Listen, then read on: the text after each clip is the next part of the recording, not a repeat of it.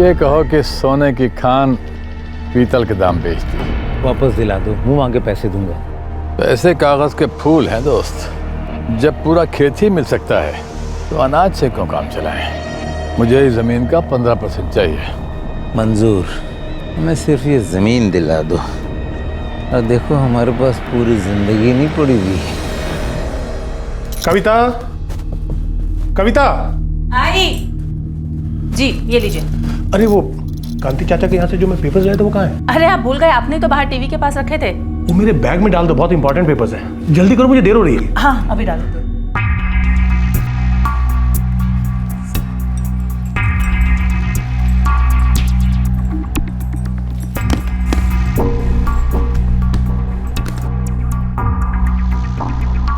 दादू दादू दादू, आपने अभी तक अपना प्रॉमिस पूरा नहीं किया। बेटा, आई एम वेरी सॉरी, गलती हो गई मुझसे। लेकिन आज हम अपना प्रॉमिस पक्का पूरा करेंगे और अपनी जिया बिटिया के लिए वीडियो गेम लेकर आऊंगा। अब मैं जाऊं? नहीं दादू। जिया बेटा, दादू को लेट हो रहा है ना, उन्हें जाने दो। अरे अशोक बेटा, तुम फैक्ट्री नहीं गए? नहीं पापा, आज लंच के बाद जाऊंगा। ठीक है बेटा, ठीक है। अच्छा अम्मा, मैं चलता हूँ। सर, मेरे पास मेरी पूरी जिंदगी पड़ी है मेरे पापा का अधूरा सपना पूरा करने के लिए, लेकिन मैं ये सारी जिंदगी इन कोर्ट्स के चक्कर नहीं काटना चाहता बस। देखो राजेश बेटा, तुम्हारे मरहूम पापा को उनके पार्टनर ने धोखा दिया और ये केस मैं इतने सालों से लड़ रहा हूँ, लेकिन बेटा अब मेरी तबीयत ठीक नहीं रहती, इसलिए तुम्हारा ये केस अब मेरा भतीजा सूरज शुक्ला लड़ेगा। आप जो ठीक समझे। वैसे मुझे आपके जजमेंट पर 100% भरोसा है। और मुझे 100% भरोसा है कि मैं और मेरे एसोसिएट दिनेश जैन इस केस को जीत कर रहेंगे। सूरज जी, अगर आप पापा के पार्टनर के साथ आउट ऑफ कोर्ट सेटलमेंट करना चाहें तो मुझे कोई एतराज नहीं। मिस्टर मेरा, जब हम पूरा का पूरा बागान सूद समेत वापस ले सकते हैं तो चंद पेड़ों में खुश क्यों रहना? तो बेटा चले आप? हाँ जी आते।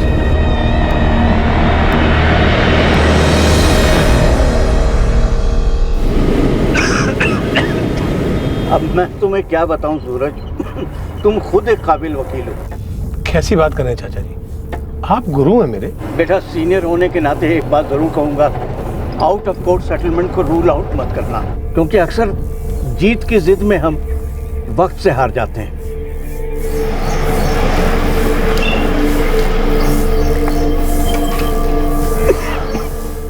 चाचा जी आप घर चले जाइए, दिनेश तुम गाड़ी चला लेना। कोर्ट की हियरिंग के लिए मैं अकेला ही जा रहा हूँ। अरे नहीं बेटा, मैं चलता हूँ ना साथ में। चाचा जी अब आप जिद कर रहे हैं ना, ये केस मुझे ही संभालना है ना। ठीक है दिनेश इधर आओ। दिनेश तुम 3 बजे तक ऑफिस पहुंच जाना और खाना वाना खाकर वो अहमद के केस के पेपर्स तैयार कर लेना, कल सुनवाई है उसकी। Okay sir.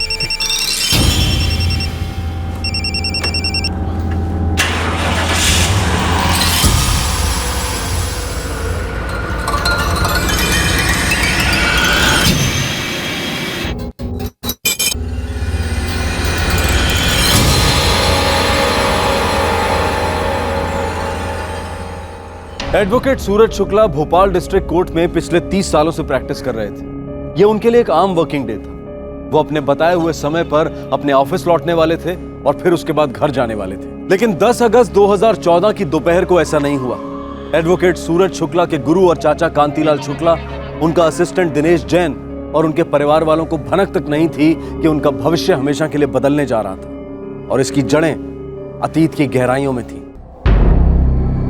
The number you have called is currently switched off. The number you have called is currently switched off. The number you have called is currently switched off. The number you have called is currently switched off. अरे कोई कांति को फिर से phone लगा दो, मैं बात करूंगी।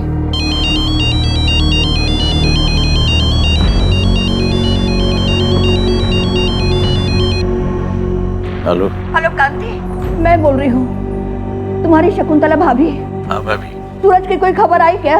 अरे भाभी, मैंने दिनेश और अशोक को कह दिया है कि टेंशन ना लो, केस की छानबीन के सिलसिले में कहीं गया होगा, आ जाएगा। 10 बजने को है, आज तक कभी ऐसा हुआ नहीं। सुनो, जो तुमने नया केस सूरज को दिया है वो कोई गड़बड़ वाला केस तो नहीं है ना? कोई गड़बड़ वाली बात नहीं है, आप डरिए मत, वो आ जाएगा। हाँ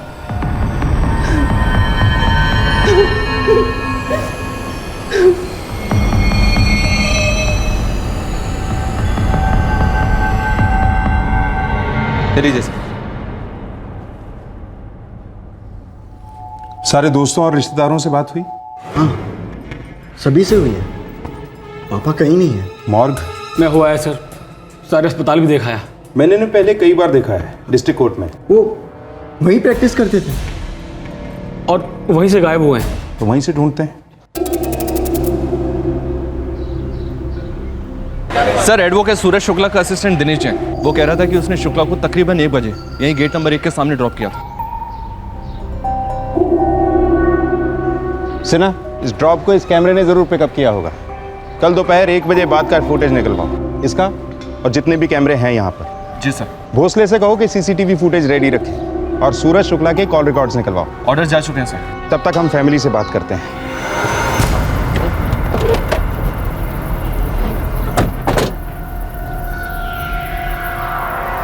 प्रैक्टिस डिस्ट्रिक्ट कोर्ट में करते हैं। लगता है सुप्रीम कोर्ट के वकील का घर है। खानदानी पैसा भी तो हो सकता है सर। या फिर जबरदस्त तकदीर हो सकती है। हो सकता है कोई लॉटरी लगी हो। देखिए सर, मेरे पापा छोटे मोटे केसेस ही लेते थे, ज़्यादातर चीटिंग मीटिंग के केसेस। छोटे मोटे केसेस ही लड़ते थे बस? हाँ, वो कोई टेंशन वाला केस लेते ही नहीं थे। कोई और टेंशन थी? कोई घरेलू मामला? नहीं बेटा, मेरा बेटा बहुत ठंडे दिमाग का सुलझा हुआ इंसान है। उसे न किसी को टेंशन देना अच्छा लगता है और ना ही लेना। वैसे मामला है टेंशन वाला शकुंतला जी। एडवोकेट साहब कहीं फंस गए होते तो एक कॉल जरूर करते। कविता जी, उनको कोई पर्सनल टेंशन था? जी नहीं, ऐसा कुछ भी नहीं था। कोई अफेयर? कभी नहीं। किसी से कोई दुश्मनी? कोई पुरानी दुश्मनी, फैमिली वाली?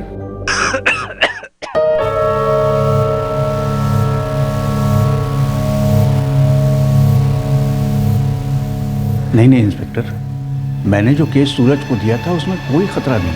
आखिर इतने सालों से मैं भी तो लड़ रहा हूँ ना, मुझे तो कुछ नहीं हुआ। आपके सामने खड़ा हूँ और सूरज को अभी उस पर काम करते हुए तो सिर्फ 1 ही दिन हुआ था। मुझे इस क्लाइंट का नाम और नंबर चाहिए। जी दिनेश। ये रहा उनका कार्ड, मोबाइल, एड्रेस, लैंडलाइन, सब कुछ है इसमें।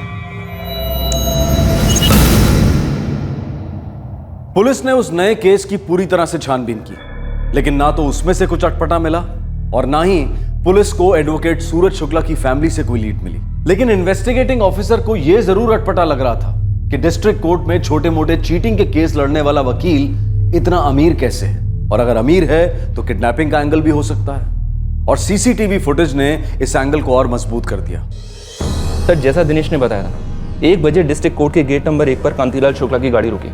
सूरज शुक्ला गाड़ी में सोते रहे। कोर्ट में जाते वक्त उन्हें किसी का फोन आया सर। उनके कॉल रिकॉर्ड्स आने के बाद पता चलेगा कि ये कॉल किसका था। पूरे 1 घंटा वो कोर्ट के अंदर थे। उसके बाद कोर्ट से बाहर निकले और ये देखिए सर, कोर्ट के बाद सूरज शुक्ला घर जाने के बजाय कोर्ट के सामने केसर बार में गए और 10 मिनट बाद बाहर आए, फोन पर बात करते थे। फिर ये 2 लोग सूरज से मिलने आए और तीनों बार के अंदर चले गए। लगभग 7 बजे, पूरे 5 घंटे बाद ये तीनों बार से बाहर निकले सर। टैक्सी को ट्रेस करो और ड्राइवर को लेकर आओ। इन दोनों के क्लोजअप्स ले लो और सारे पुलिस स्टेशन में भिजवा दो। ये दोनों सूरज शुक्ला के पहचान के लोग थे। सर, क्या इन दोनों ने सूरज शुक्ला का किडनैप किया या वो अपनी मर्जी से इनके साथ गए होंगे? अगर ये किडनैपिंग का केस होता तो फिरौती के लिए कॉल आया होता। अब ये अलग बात है कि घर पे फोन आया हो और हमें इन्फॉर्म ना किया गया हो। सूरज शुक्ला अगर अपनी मर्जी से इनके साथ गए तो फोन को स्विच ऑफ क्यों करते और अपनी फैमिली में किसी से बात क्यों नहीं करते? 5 घंटे बाहर में थे तीनों सर। हो सकता है अक्सर बैठते हो।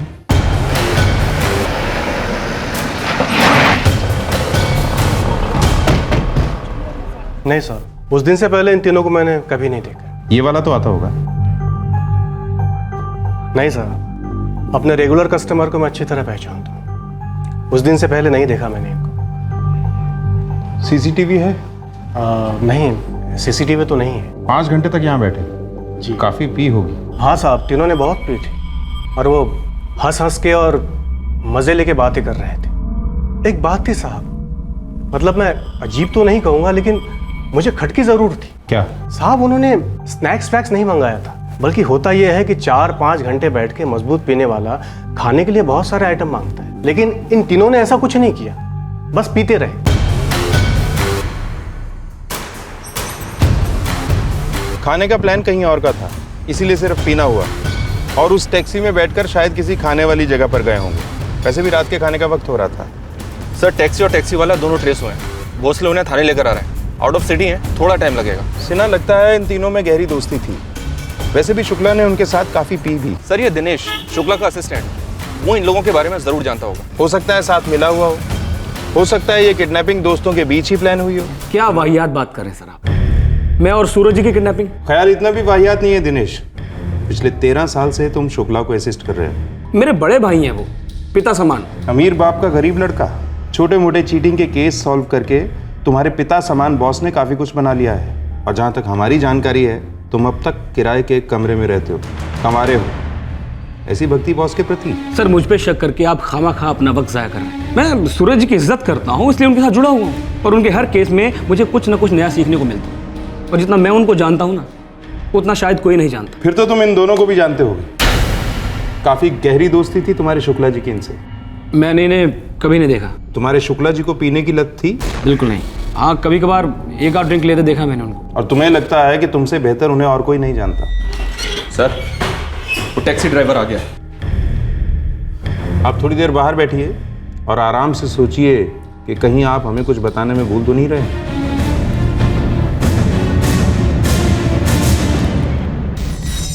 नाम? मुनीर अब्दुल शेख साहब। टैक्सी कब से चला रहे हो? कई साल हो गए साहब। हमें अब्बू की टैक्सी है, आजकल हम ही चलाते हैं। और लाइसेंस वाइसेंस कागज पत्री सब ठीक है साहब, ओरिजिनल। पर तुम्हारे कुछ पैसेंजर ठीक नहीं है साहब। इन दो ही जिन्होंने कल हमारी टैक्सी बुक की थी और कह रहे थे कि कोर्ट के पास केसर बार है, उधर चलना है। और शाम को लौटाइए 6:30 के आसपास, आगे जाना है वेलकम ढाबा।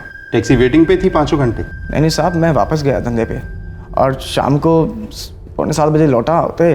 और ये दोनों साहब इन साहब को लेके वापस लौटे और मैं इनको वेलकम ढाबा छोड़ कर आया। कहाँ ये वेलकम ढाबा? इस सिटी के बाहर है, हमारे घर भी होते नज़दीक है, इसलिए हम वापस लौटा है। कुछ बात हो रही थी इन तीनों के बीच में? आते वक्त इन दो जनों में कोई बात नहीं हुई थी और जाते वक्त ये तीनों पिए हुए थे, हमने ध्यान नहीं दिया साहब।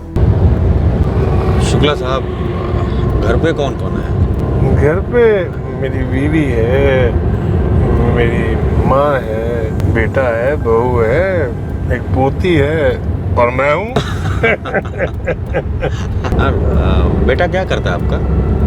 बेटे को मैंने सेट कर दिया है, उसकी एक छोटी सी फैक्ट्री लगवा दी है। मतलब इतनी छोटी भी नहीं है, ठीक ठाक कमा लेता है वो। जिंदगी में बस एक अच्छा काम कर दो, बाकी पूरी जिंदगी आराम।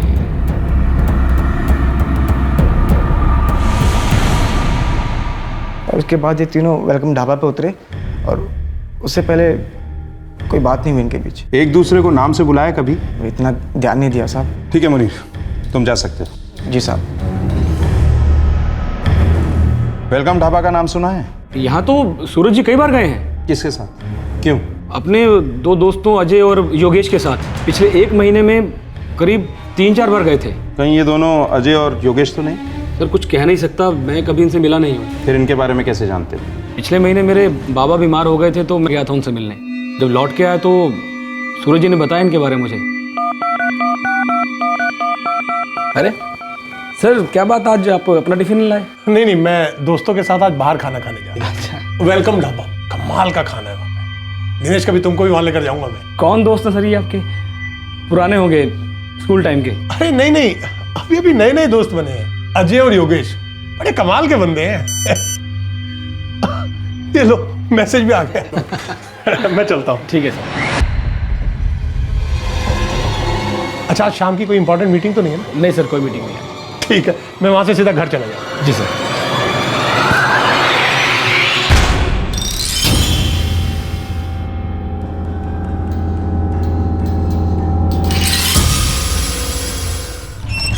सर सूरज शुक्ला के कॉल रिकॉर्ड्स आ गए हैं। 1:02 पर सूरज को कॉल आया था अजय जायसवाल का और 2:10 पर योगेश गुप्ता का। ये वही लोग होंगे, अजय और योगेश, सूरज जी के नए दोस्त। सच बताऊं तो मुझे शौक लग रहा है जानकर कि सूरज जी उनके साथ बार में इतना पी रहे थे। अभी तो केस शुरू भी नहीं हुआ है दिनेश। एक से एक शौक आने बाकी हैं। फिलहाल तुम जा सकते हो, लेकिन शहर नहीं छोड़ सकते। जी सर।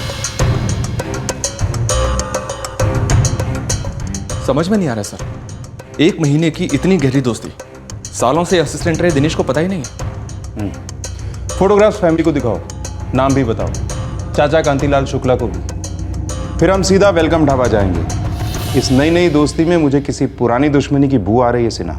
इंसान को सबसे ज्यादा धक्का तब लगता है जब किसी अपने बहुत ही करीबी की परछाई में परायापन झलकता है, किसी राज का साया नजर आता है। एडवोकेट सूरज शुक्ला की फैमिली और उसके चाचा कांतीलाल शुक्ला ने अजय जायसवाल और योगेश गुप्ता का नाम तक नहीं सुना था। सूरज की फैमिली, चाचा कांतीलाल, असिस्टेंट दिनेश सभी बौखला गए थे कि कहीं सूरज कोई बात उनसे छुपा तो नहीं रहे थे, कोई ऐसी बात जो सिर्फ ये 2 नए दोस्त जानते थे और कोई नहीं, या फिर कोई और भी था।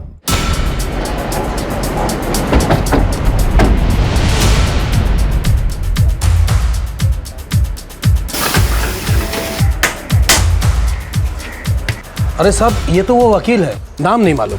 ये 2 दिन पहले यहाँ आए थे, इनके साथ और 2 आदमी भी थे। हाँ, आए थे ना साहब, अपने वो योगेश और अजय के साथ। इनमें से अजय कौन है और योगेश कौन है? साहब, ये अजय जायसवाल है और ये योगेश गुप्ता। क्या पता सर, कोई घपला किया क्या? जानते हो इन्हें? नाम से ही जानता हूँ। वैसे लोग टेम्पो लाइन में है। वो अपना विपिन है ना, वो साल भर पहले लेकर आया था। ये विपिन कहाँ मिलेगा? सर जी, यही विपिन है।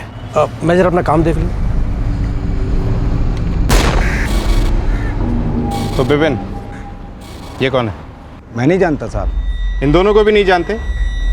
साहब, ये तो अजय और योगेश हैं, टेम्पो लाइन में काम करते हैं साहब। क्या काम करते हैं? ड्राइवर हैं साहब। कहाँ रहते हैं? मुफलागढ़ बस्ती में साहब।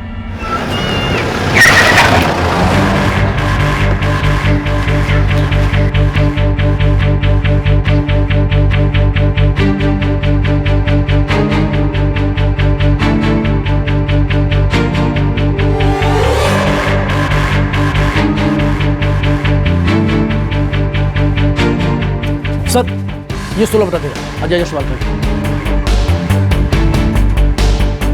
ये जायसवाल परिवार कहाँ है? साहब, 2 दिन पहले ही वो सब लोग अपना बैग वैग लेके कहीं चले गए और किसी को कुछ बताया भी नहीं।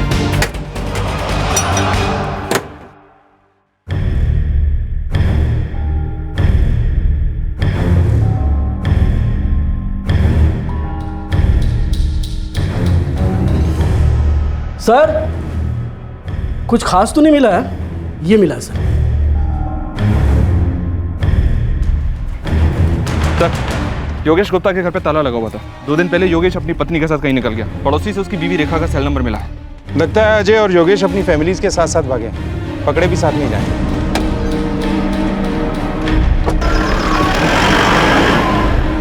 अमित जायसवाल, योगेश गुप्ता और योगेश की पत्नी रेखा, तीनों के कॉल रिकॉर्ड से करवाओ और तीनों के इंस्ट्रूमेंट को ट्रैकिंग पे डलवा दो सिन्हा। Yes sir. सर, एक बात है, योगेश और अजय दोनों टेम्पो चलाते हैं, दोनों ड्राइवर हैं। सूरज शुक्ला इनके साथ दोस्ती क्यों करेगा? इनके साथ बैठकर शराब क्यों पिएगा? हो सकता है सूरज को पता ही ना हो कि वो ड्राइवर है, या फिर हो सकता है उसे पता हो और तीनों मिलकर कुछ प्लान कर रहे हैं। एक काम करो, दोनों के क्लियर फोटोग्राफ सूरज के फोटोग्राफ के साथ आसपास के सभी पुलिस स्टेशन पे भिजवा दो। Yes sir. सिन्हा, मुझे किसी बुरी खबर की बू आ रही है।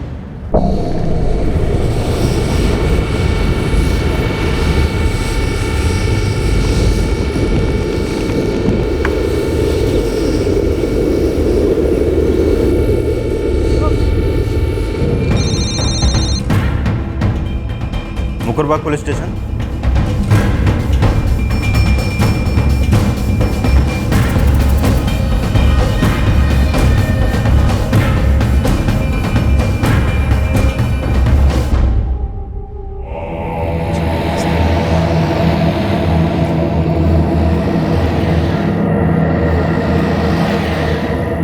आइए साहब। साहब, इस तरह।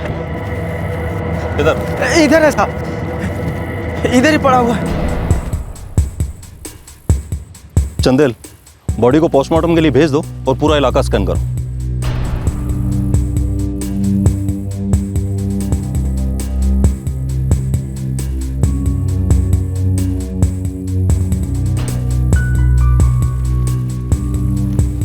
दयानंद, ये बॉडी के पास जमीन पे क्या पड़ा है?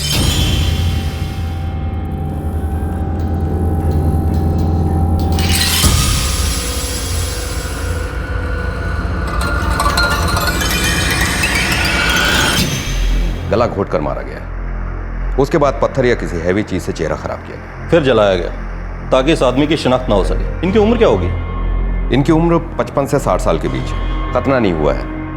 ब्लड स्ट्रीम में एल्कोहल कंटेंट्स काफी पाए गए हैं और पेट में ढेर सारा खाना। सर, लाश जहां मिली वहां का पूरा इलाका छान मारा, कुछ नहीं मिला।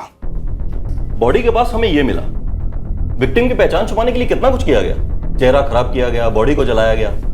क्या ये सब हमें गुमराह करने के लिए किया गया या ये लॉकेट ही किसी और का था? सर, मैंने बॉडी के डिटेल्स स्टेट के हर पुलिस स्टेशन में भेज दी है।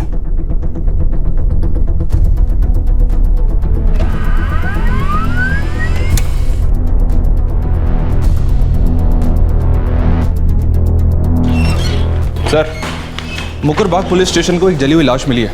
डिटेल्स काफी मैच कर रहे हैं सूरज शुक्ला से। सूरज शुक्ला की फैमिली को इन्फॉर्म करो शिनाख्त करवाने के लिए।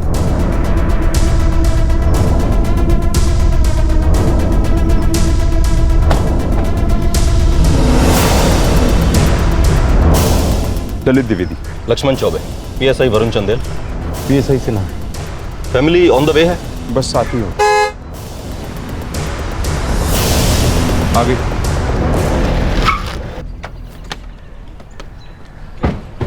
आइए सर, प्लीज।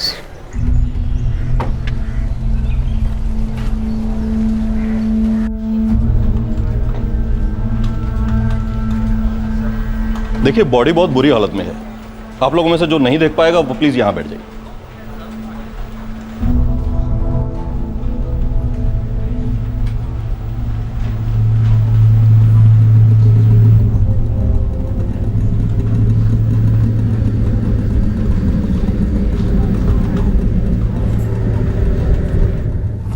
कोई भी आइडेंटिफिकेशन नहीं थी? ये मिला।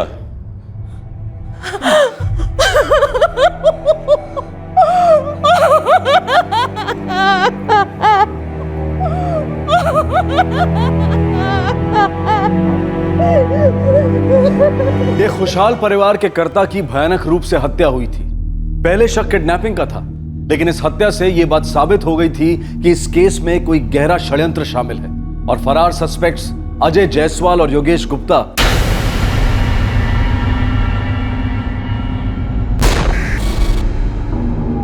इस साजिश के महज सिपाही हैं। भोपाल में दर्ज किया गया यह मिसिंग केस अब एक मर्डर केस बन गया था और इसकी नए सिरे से इन्वेस्टिगेशन शुरू हुई। सर, मुकरबाग पुलिस स्टेशन से इस केस की फाइल आ चुकी है। पोस्टमार्टम रिपोर्ट भी इसी में है। अजय जायसवाल और योगेश गुप्ता के सेलफोन्स अभी भी स्विच ऑफ आ रहे हैं सर। ये रहे उनके कॉल रिकॉर्ड्स।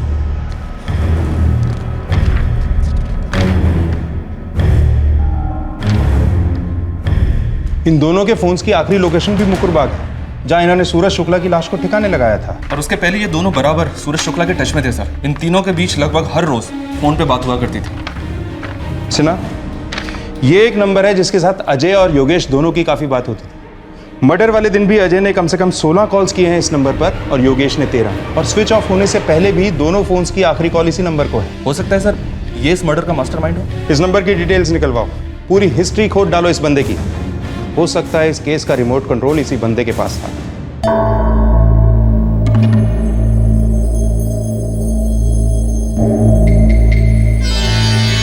मगर गांव और शहर दोनों में बच्चियां, महिलाएं और लड़कियां, हिंदुस्तान की आधी आबादी असुरक्षित है। रेपिस्ट खुलेआम घूम रहे हैं जो ना उम्र देखते हैं ना सामाजिक वर्ग। पर हमारा हाजी खान साहब, क्या बात है साहब।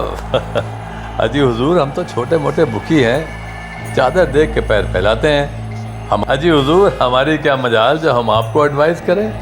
सरकार तो खुद बड़े खिलाड़ी हैं। मैं तो कहता हूँ हिम्मत कीजिए और इस बार ब्लाइंड खेल लीजिए। जी। अरे आप कहाँ हैं? घर कब आ रहे हैं? 5 दिन हो गए हैं। अरे आऊंगा जब समय ठीक होगा। हाँ, और सुन, अगर कोई मुझे पूछने आए, खासतौर से कोई पुलिस वाला, तो कहना तू भी मेरे लिए बहुत परेशान है और हमेशा की तरह थोड़ा रोना धोना कर लेना और बीमारी का बहाना कर देना। हाँ, तू तो करती रहती है ना ऐसा। इतने सालों से ये सब कर रहे हैं, अब इतनी उम्र हो गई है, अब बस भी करो। अरे कैसे बस करूं?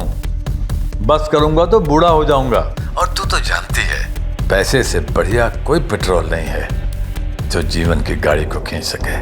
सर, शिनारपुर के दुर्गा नगर में रहने वाले इस आदमी का नाम गोपीनाथ मौर्य है, जिससे अजय और योगेश की रेगुलर बात होती थी। बुकी है, एस्टेट एजेंट है, एक ऑफिस भोपाल में है और एक शिनारपुर में। एक बार जेल भी होकर आया है फ्रॉड और चीटिंग के केस में।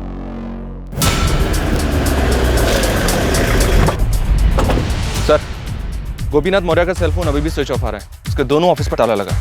बगल वाले ऑफिस के लोगों से बात किया है, कह रहे कि 5 दिनों से ऑफिस बंद है। 10 अगस्त को तो सूरज शुक्ला की हत्या हुई थी और उसे चीटिंग के केसेस में महारत हासिल है। सर, कहीं ऐसा तो नहीं कि गोपीनाथ मौर्य को सूरज शुक्ला ने जेल भिजवा दिया हो सकता है।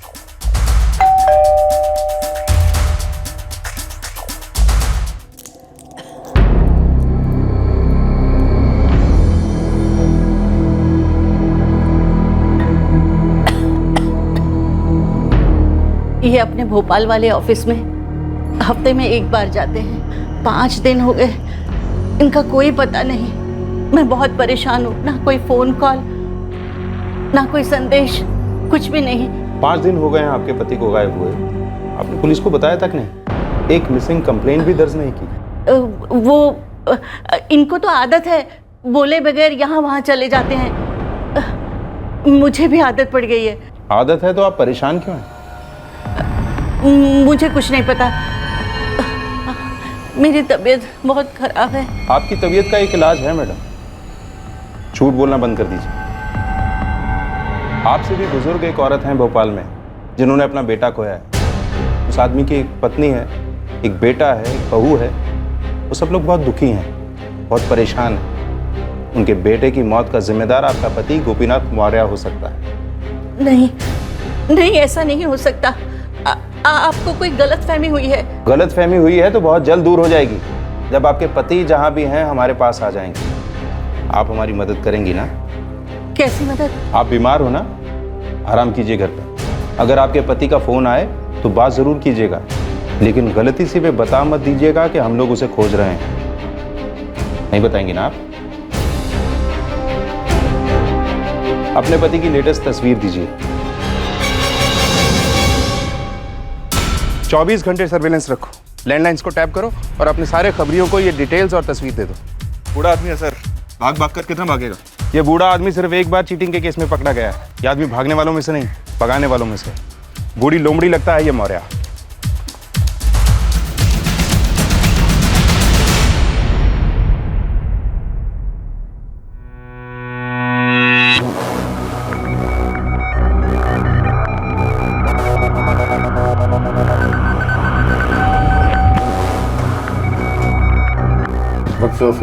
हाँ सेम। किस कमरे में हो? आपके बाजू में। ओह, मैं तो 203 में हूँ। 204। ओह,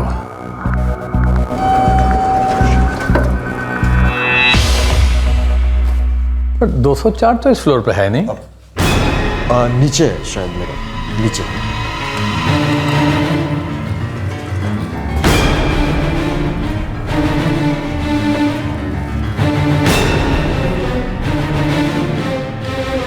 हाँ sir, hotel gold spark 203। Sir थोड़ा जल्दी आइए, उसे शक हो गया सर।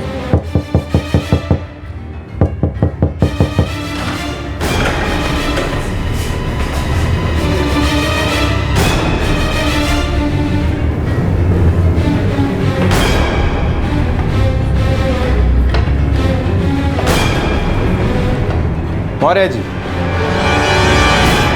आपने इनको कहीं देखा है?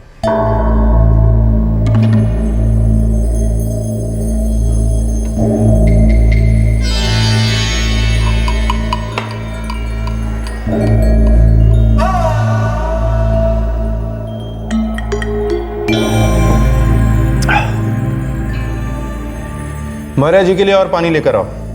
पहले हम इन्हें नहलाएंगे, उसके बाद कुछ करंट के झटके देंगे। नहीं सर प्लीज, हम पर दया कीजिए। ऐसा मत कीजिए सर, देखिए बूढ़ा आदमी हूँ, बीमार रहता हूँ। इसीलिए तमीज से पूछ रहा हूँ, ये बुढ़ापे में क्या सेकंड इनिंग खेली आपने? बताता हूँ। सर मेरा एक दोस्त है मुंशी गोयल। अरे मुंशी गोयल के बच्चे, इतने सालों को याद किया। मुसीबत में तो अपने ही याद आते हैं साले गोपीनाथ मौर्य।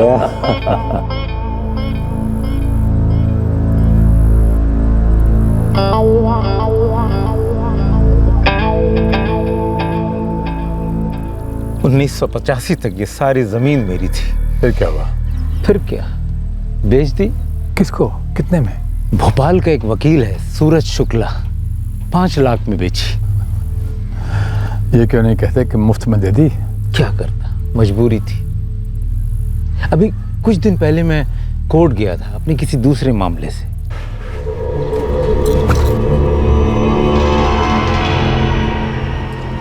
अरे गोयल साहब, आप इतने सालों के बाद साक्षात मेरे सामने हैं। शुक्ला जी। गोयल साहब, एक दिन भी ऐसा नहीं जाता जब मैं आपको याद नहीं करता। ऐसा भी क्या प्यार आ गया भाई? कैसी बातें कर रहे हैं गोयल साहब। अरे मेरे घर में लक्ष्मी चौकड़ी मार के बैठी है सिर्फ आपकी बदौलत, आपकी वजह से। वो जमीन है? जमीन नहीं गोयल साहब, पैसे का खजाना कहिए। आपसे मैंने वो जमीन कितने में खरीदी थी? 5 लाख। हाँ। और 10 साल पहले मैंने उसका एक टुकड़ा 1 करोड़ रुपए का बेचा है। 1 करोड़? पर कैसे? वहाँ एक बहुत बड़ा प्रोजेक्ट आ रहा है, तो वहाँ के बिल्डर्स सारी जमीन हीरो के भाव में खरीद रहे हैं। कल ही की बात है, कल का मुझे ऑफर पता है कितने का मिला है? 17 करोड़ का। 17 करोड़, सोचो आप। 17 करोड़? ये सब कोर्ट कचहरी तो मैं अब शौकिया कर रहा हूँ। मेरे पास आज जो कुछ भी है गोयल साहब, सब आपकी मेहरबानी।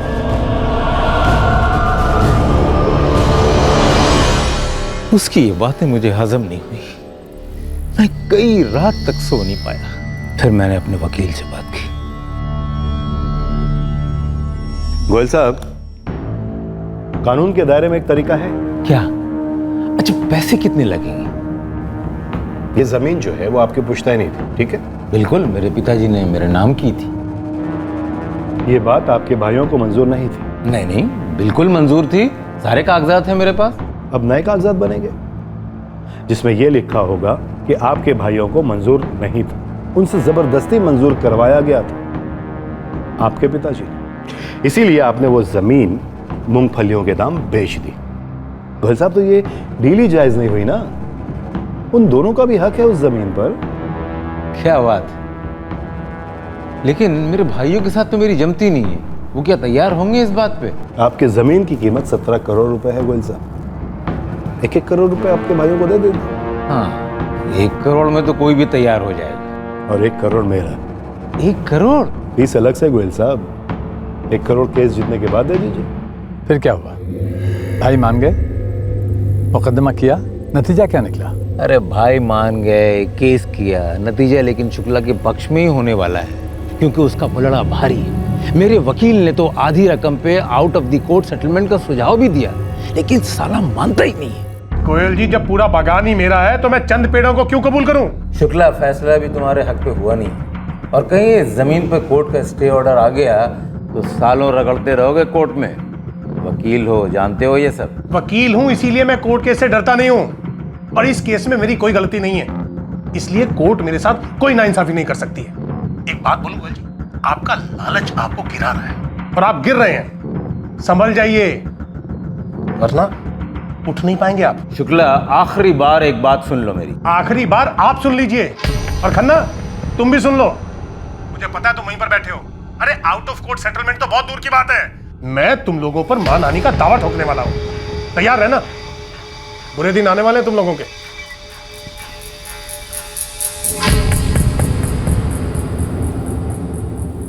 उफ, तुमने तो सोने की खान पीतल के दाम बेच दी।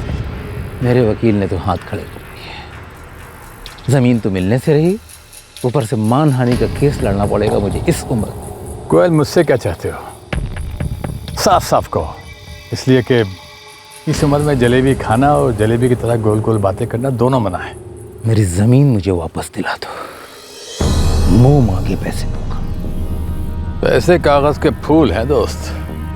जब पूरा खेत ही मिल सकता है तो अनाज से क्यों काम चलाएं?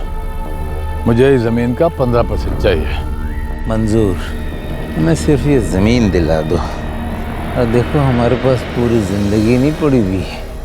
इसलिए तुमने अजय जायसवाल और योगेश गुप्ता को सूरज शुक्ला की सुपारी दे दी? नहीं सर, मैंने सूरज शुक्ला को बहुत समझाने की कोशिश की पहले। मैं स्टेट एजेंट हूँ, लोगों को पटाना मेरा पेशा है सर। अरे नहीं नहीं दिनेश, कोई जल्दी नहीं है, तुम आराम से आ जाओ। अरे हाँ हाँ, मैं सब संभाल लूंगा यहाँ पर। और हाँ, पिताजी को मेरा प्रणाम कहना, ठीक है? कम इन।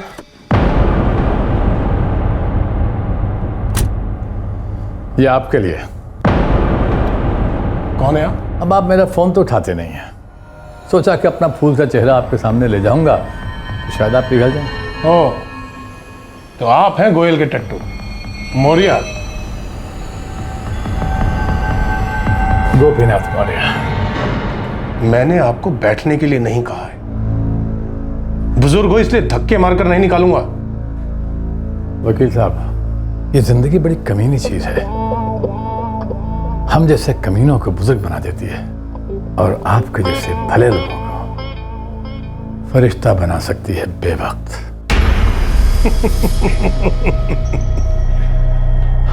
जिस मुंह में नकली दांत हो उस मुंह से धमकी नहीं देनी चाहिए, चुटकुला लगती है। चलिए, मैं आपको दरवाजे तक छोड़ देता हूं, वरना वहां तक पहुंचने से पहले आप लड़खड़ा कर गिर सकते हैं। वकील साहब, मैं सांप हूं, अगर गिर पड़ा तो रेंग के निकल जाऊंगा। मेरा कोई सपोला भी नहीं है, पर आपका तो एक बहुत प्यारा सा परिवार है। ऐसे भरे पूरे परिवार के साथ तो कभी भी कुछ भी हो सकता है। निकल यहां से, निकल। और सुनो, उस गोयल से कह देना कि मानहानि के साथ साथ अब धमकी का मुकदमा भी चलेगा। और हाँ, अगली सुनवाई से पहले तुम भी मरवर मत जाना, क्योंकि जिंदगी वाकई कमी नहीं हो सकती।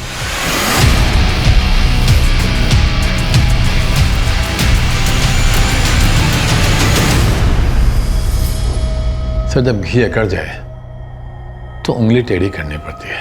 अजय और योगेश को कैसे जानते हो? सर, मैंने जिंदगी के हर दिन से थोड़े थोड़े रंग चुराए हैं। जब जेल हुई तो वहां के अंधेरे में अजय और योगेश जैसे रंगीन नौजवान मिले, शराब और शबाब के शौकीन, और जबान इतनी मीठी कि मौत को भी शुगर की बीमारी हो जाए। कैसी बातें कर रहे हैं गुरुदेव आप? अरे आप तो हमें जहर पीने को देंगे ना, उससे भी विलायती पेक समझ के गटक जाएंगे। पहले काम तो सुन लो। आप जो भी कहेंगे हम सब करेंगे गुरुदेव। अरे जेल में आपसे इतनी अच्छी अच्छी बातें सीखने का मौका मिला है, क्यों अजय? हाँ, अब इतना बड़ा ज्ञान पाने का मौका हमें कहाँ नसीब होगा। एक आदमी को थोड़ा ज्ञान देना है और उससे थोड़ा ज्ञान लेना है। अरे तो गुरुदेव, हो गया समझो, आपने कहा और हो गया। क्यों योगेश? हाँ हाँ, हो गया। वकील है सूरज शुक्ला, बड़ा तेज है। सालों पहले उसने एक जमीन खरीदी थी एक दोस्त से। दोस्त को जमीन वापस चाहिए, मामला कोर्ट में है। बस आप दोनों को इससे दोस्ती करनी है और उसे केस वापस लेकर आउट ऑफ कोर्ट सेटलमेंट करवाना है।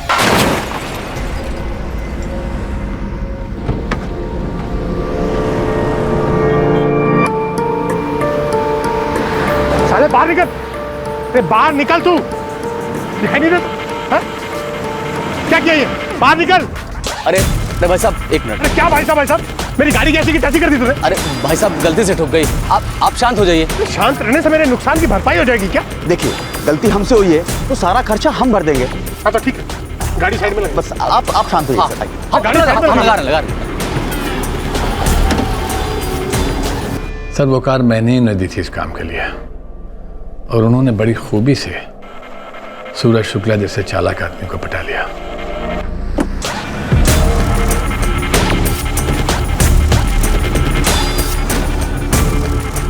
लगभग 5,000 रुपए का खर्चा आ जाएगा और 3 घंटे का टाइम चाहिए।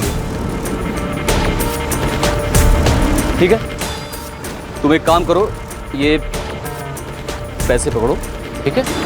कम पड़े तो और लेना, लेकिन साहब की गाड़ी एकदम टकाटक करना जैसे पहले थी। आप चिंता ना कीजिए। ए राजू, जल्दी आ।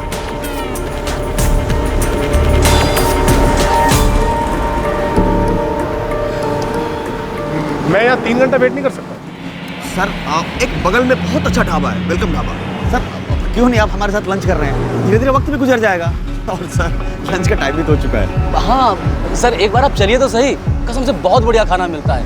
अरे स्वाद ऐसा सर कि भूल नहीं पाएंगे आप। नॉनवेज? अरे वेज नॉन वेज जो आप चाहेंगे सब मिलेगा सर। तो वो चटपटा, मसालेदार, तेल तैरता हुआ। अरे सर अगर आप चाहें तो आपके लिए हम कम तेल कम मसालेदार सब बनवा देंगे सर। नहीं नहीं, मुझे तो चटपटा और मसालेदार खाना पसंद है। लो अरे सर फिर तो ये समझ लीजिए कि किस्मत ने हमें टकराया है। आइए चलते हैं सर। अरे सर बता दो ना, इतना अच्छा खाना मिलता है सर वहाँ पर।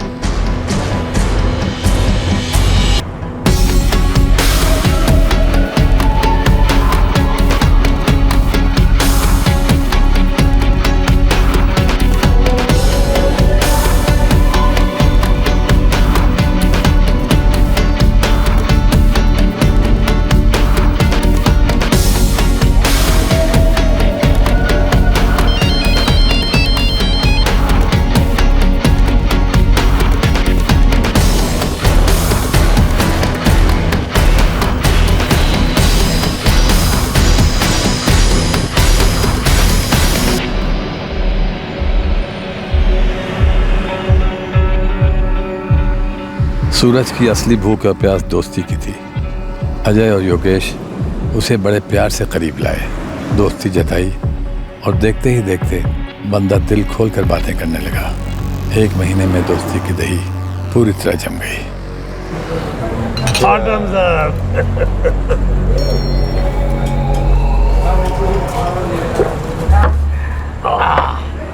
बस अजय, अब खाना मंगा लेते हैं यार, मुझे सुबह कोर्ट में भी जाना, मेरी सुनवाई है। शुक्ला जी ऐसा क्या खास केस है?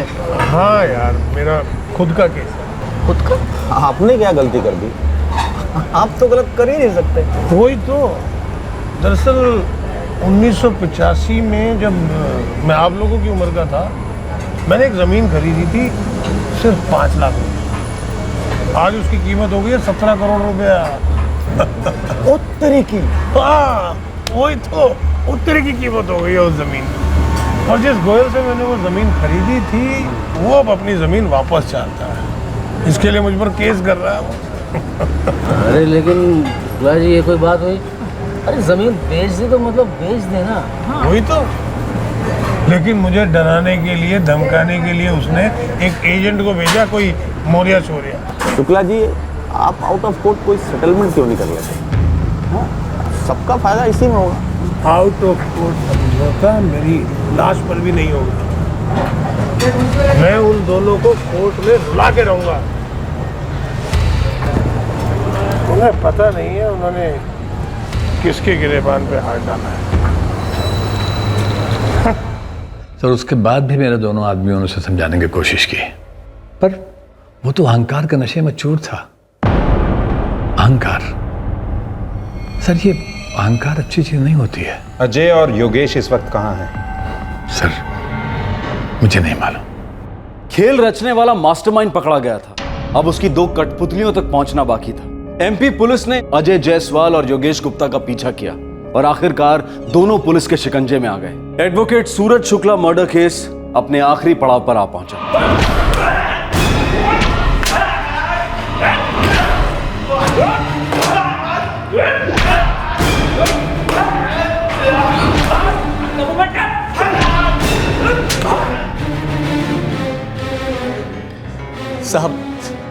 साहब मौर्य जी ने हमें फंसाया है, हम सच कह रहे हैं।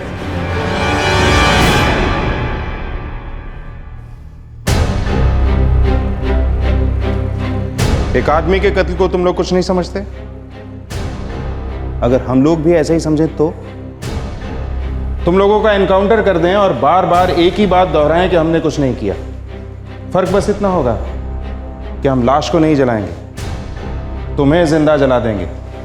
बोलो, आजमाना चाहोगे हमें?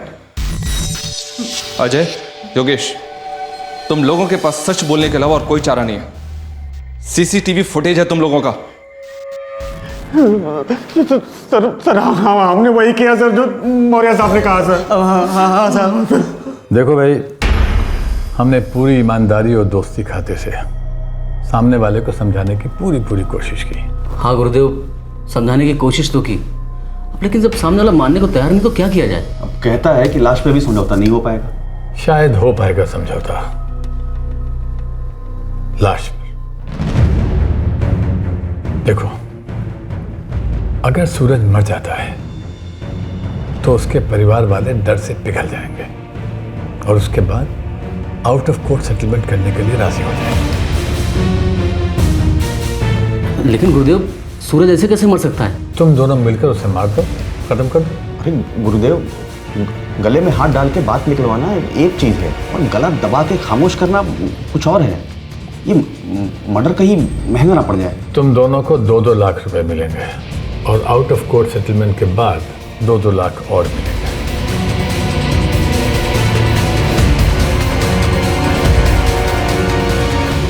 कब मारना है? साहब, मारने का वक्त, दिन और प्लान तय हो चुका था।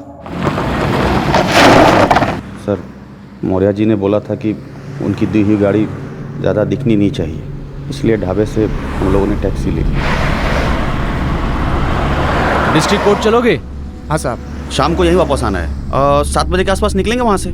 इसके बीच में मैं दूसरा भाड़ा उठा सकता हूँ ना साहब? अरे तू उठा ले बिठा ले, हमें क्या है, बस शाम को 7 बजे हमें वापस पहुंचा देना यहाँ, ठीक है? ठीक है साहब, चलो।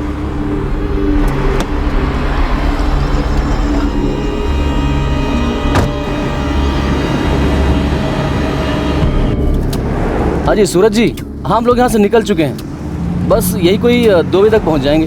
बढ़िया है, मेरा भी बस 1 ही घंटे का काम है। फिर बैठते हैं किसी अच्छी जगह पे, किसी ऐसी बार में। हाँ, एक बार तो यहाँ कोर्ट के सामने ही है, केसर बार। मैं कभी गया नहीं हूँ वहाँ पर, लेकिन सुना है बहुत अच्छा है। मैं वहाँ पहुँचकर आप लोगों का इंतजार करता हूँ। ओके पहुँच जाएंगे।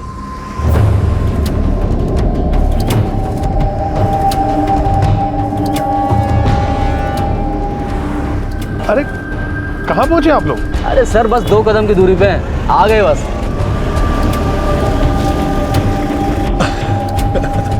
अरे योगेश, कैसे सर? अरे शुक्ला जी कैसे? बस बढ़िया। क्या टैक्सी से? गाड़ी किधर है? अरे अब दारू पीनी तो गाड़ी कौन चलाएगा? 7 बजे ही आ जाना। ठीक है साहब।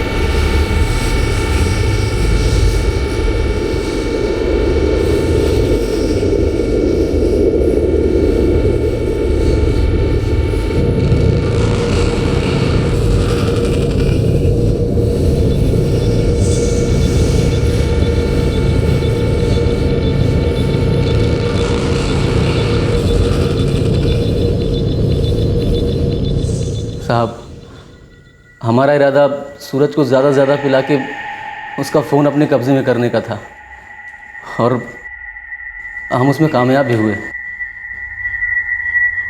और साहब, 7 बजे टैक्सी भी आ गई।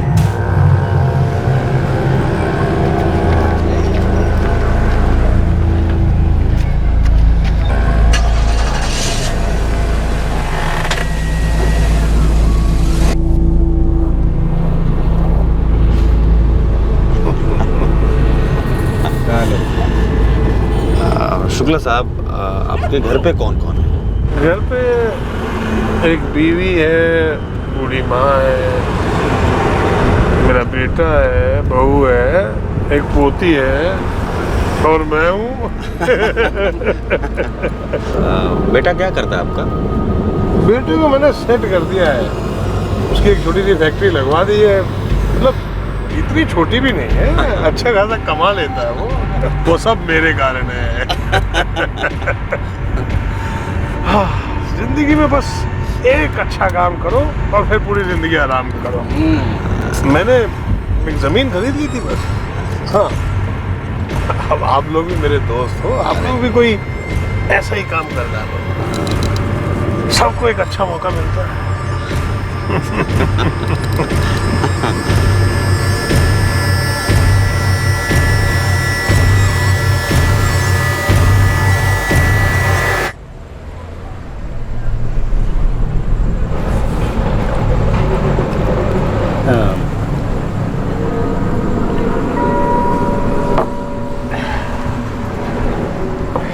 आज हम ऐसे क्यों पी रहे हैं जैसे जिंदगी का आखिरी दिन? हाँ? अरे वकील साहब, अब जिंदगी का क्या भरोसा, जब तक है मजे करो। वो तो है। दरअसल मैंने अपनी जिंदगी हमेशा दूसरों के लिए जी, घर बार, माँ बाप, बीवी बच्चे, इन सब के लिए। अपने लिए कभी टाइम ही नहीं मिला। दरअसल कभी अच्छे दोस्त नहीं मिले। अब तुम लोग मिले हो यार, तो चलो जिंदगी एंजॉय करते हैं।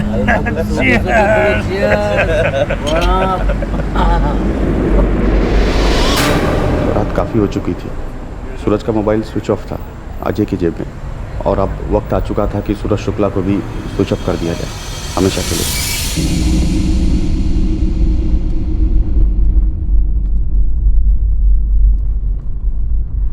अजय, योगेश, मेरा फोन किधर है यार? मुझे घर पे फोन करना है भाई। तुम लोगों को चिंता हो रही होगी ना?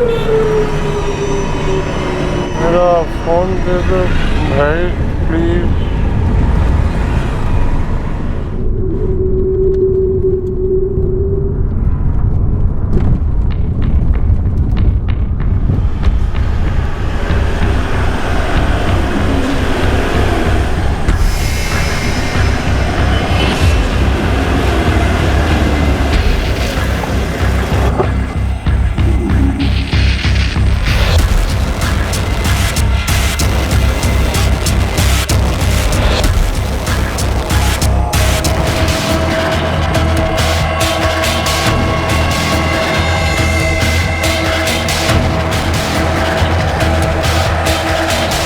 पेट्रोल तुम लोगों ने पहले से खरीद रखा था?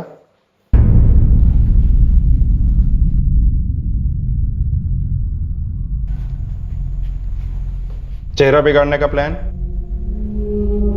सूरज शुक्ला का सेलफोन, वॉलेट और वॉच, ये सब कहाँ है? साहब, मेरे बीबी के पास है। बीबी का नंबर? 4442240। बात करो, टीम भिजवा दो। सर। साहब, हमने जो कुछ भी किया वो सब मौर्य जी के कहने के मुताबिक किया।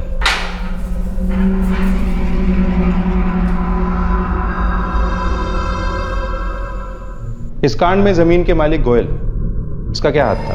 सर उसे तो आम खाना था, पेड़ गिरने से कोई मतलब नहीं था उसका, लेकिन उसे यह नहीं मालूम था कि हम लोग सूरज को खत्म कर देंगे। उसके वकील को भी यही बात नहीं मालूम थी। ये रास्ता बस हम तीनों के बीच था, इस पे कोई चौथा नहीं था। तुम्हें लगा कि एक अच्छे खासे एस्टेब्लिश वकील का कत्ल कर दोगे, उसकी फैमिली को धमकाओगे, वो आउट ऑफ कोर्ट मान जाएंगे, तुम्हें तुम्हारे 15% मिल जाएंगे। बस 15% के लिए तुमने ये सब किया? सर मैं दुनिया का पहला आदमी नहीं हूं जो ऐसा कर रहा है, और ना आखिरी आदमी हूं सर। ये तो बस कुछ 19-20 हो गया जो पकड़े गए। मौर्य जी, आपके ये बाल धूप में सफेद हुए होते ना, तो आपकी सोच भी थोड़ी बहुत सफेद हो गई होती, पर आप जिंदगी भर लालच की काल कोठरी में जिए और वहीं बूढ़े हुए हैं। उम्र के साथ साथ आपकी सोच भी काली पड़ती गई। आप बच्चे नहीं, ऐशो आराम से जी रहे हैं। क्या करते इतने पैसे का? सर ये पैसों का नशा उम्र के साथ घटता नहीं है सर, उम्र के साथ बढ़ता है। बड़ा पैसा कमाने की ताकत उन सारे घावों पर मरहम रख देती है जो जवानी बुढ़ापे को ढह जाती है। मौर्य जी, जिंदगी की इस लंबी इनिंग में आप बस एक बात नहीं सीख सके। क्या सर? यही कि क्राइम नेवर पेज। जुर्म से किसी का कोई फायदा नहीं होता।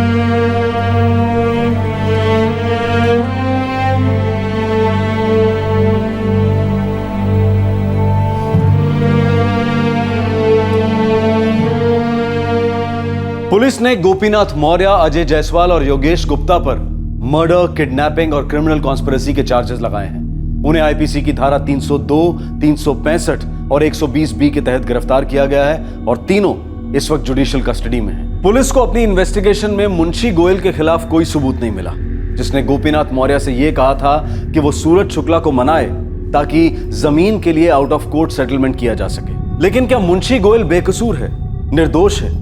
गोयल ने 1985 में एडवोकेट सूरज शुक्ला को अपनी जमीन अपनी मर्जी से पूरे लीगल पेपर वर्क के साथ 5 लाख रुपए में बेची और आज उस जमीन के दाम कई गुना बढ़ गए। इस बात को अपनी बुरी तकदीर समझकर भुलाने की बजाय गोयल के मन में एक ऐसे भयंकर लालच ने जन्म लिया जिसको जलन ने भरपूर आग दी और इसी आग ने जन्म दिया इस भयंकर जुर्म को। इसी लालच की जोत से जली गोपीनाथ मौर्य, अजय जायसवाल और योगेश गुप्ता की लालच की जोत। क्विक मनी के कारवां में सभी शामिल हो गए, लेकिन जो अपना नहीं उसका सपना भी देखना व्यर्थ है। इसीलिए इस कारवां की मंजिल खाई थी जहां यह जा गिरा और हमेशा की तरह जुर्म की हार हुई। दूसरी तरफ एडवोकेट सूरज शुक्ला का इन नए दोस्तों के साथ शराब और कबाब का रिश्ता एक वार्निंग थी कि कुछ गलत होने को है। एडवोकेट सूरज शुक्ला ने इस कोर्ट केस या इन नए दोस्तों का जिक्र किसी से भी नहीं किया था।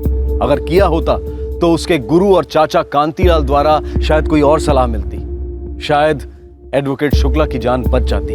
आपसे फिर मुलाकात होगी क्राइम पेट्रोल सतर्क में एक और नए केस के साथ। तब तक अपना ख्याल रखें, सुरक्षित रहें और याद रखें, जो हालात हमसे मुश्किल फैसले करवाते हैं वही हालात हमें नेक इंसान भी बनाते हैं। सही वक्त, सही कदम, सतर्क रहें। जय हिंद। इस तरह के और भी एपिसोड देखने के लिए हमारे चैनल को सब्सक्राइब करें और बेल आइकन दबाना ना भूलें।